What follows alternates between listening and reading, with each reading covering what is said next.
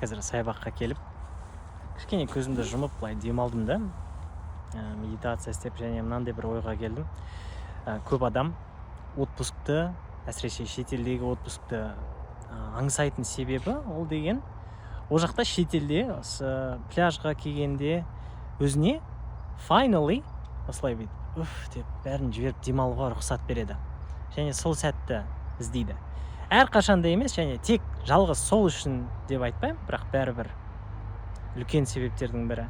Және өзім түйіп алғаным, сіз өзіңізге осылай бүйтіп демалуға рұқсатты кез келген жерде бере аласыз. Негізі өзіңіздің үйіңіздің диванында болсын, жерде жатып, кілемде жатсаңыз да, осылай мен сияқты саябаққа келсеңіз де, бірақ бастысы өзіңізге іштей рұқсат беру. Ол былай айтуға оңай болғанымен істеу оңай нәрсе емес.